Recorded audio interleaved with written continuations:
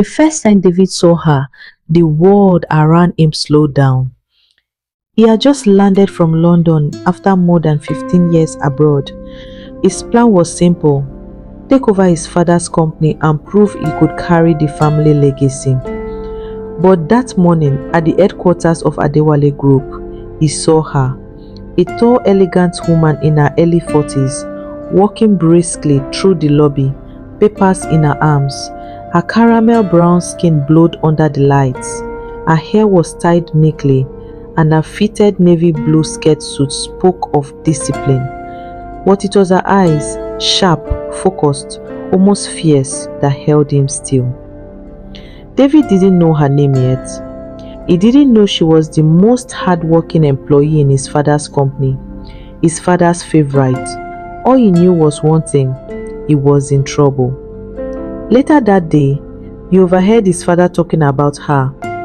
"Grace is the heart of this company," Chief Adewale said proudly. "She treats it like her own, works harder than anyone else.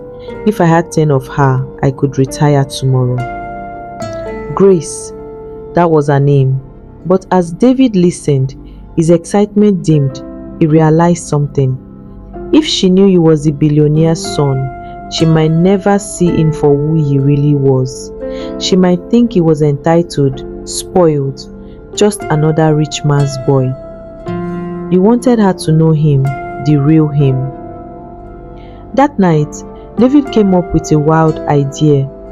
David told no one, not even his father. The next week, Grace got a call from an agency recommending a personal driver and housekeeper. His name? Daniel. David's new poor identity. He showed up for the interview in worn jeans, a plain shirt, and old sneakers. His once perfect hair was rough, and he spoke with a soft humility that seemed worlds away from his real life. Grace studied him carefully. "You've never driven for a big client before?" she asked. "No, ma," he smiled, "but I learned fast." Something in his humor made her laugh, and that laugh made him feel like he had already won half the battle. Days turned into weeks.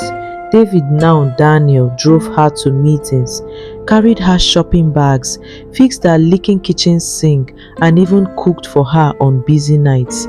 Grace noticed he was funny, respectful, and surprisingly intelligent for a poor driver. She found herself talking to him more and more. One rainy night, after a long day, she asked, "Why are you always so happy, Daniel? Life must have been hard for you." He shrugged. "Ma, I believe you can't control what life gives you, but you can control how you smile through it." Grace didn't say anything, but something in her chest shifted.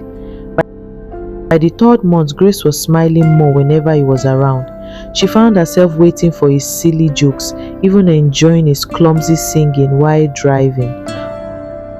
One evening, while they sat in the living room after dinner, she asked him to stay and watch TV with her. They laughed until her cheeks hurt. For the first time in years, Grace felt seen. But still, she told herself it was impossible. He was younger, poorer, and her employee, or so she thought. One afternoon, Chief Adewale came to Grace's home unexpectedly, only to find his son serving her tea in an apron. The shock on Grace's face matched the thunder in Chief Adewale's voice. "David, what is the meaning of this?" Grace turned sharply. "David? Who is David?" David swallowed hard. His father looked between them, then sighed and told Grace everything. The billionaire's son, the disguise, the lies. Grace's hand trembled. Grace quit her job the next day. She stopped answering David's calls, avoided everyone from the company, and stayed hidden at home. When friends asked why, she simply said, "I'm not worthy to date my boss's son. He lied to me. I'm older than him, and his father will never accept me."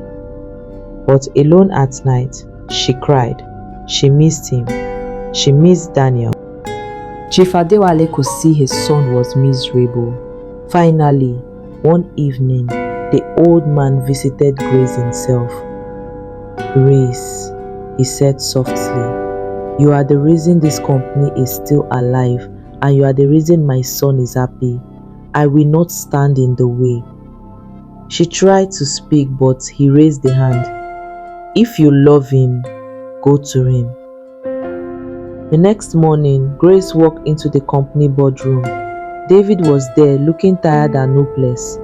When he saw her, he stood quickly. "Grace, I..." She cut him off by hugging him tightly. "No more lies," she whispered, "but you'll have to keep cooking for me." He laughed through his tears. They married in a small ceremony filled with family and loyal employees. Together they ran the company, Grace with her unmatched work ethic, David with his sharp vision and endless humor. And though everyone knew him as the billionaire's son, Grace still called in Daniel when they were alone, because that was the man she fell in love with. Some love stories are written in gold, others in disguise.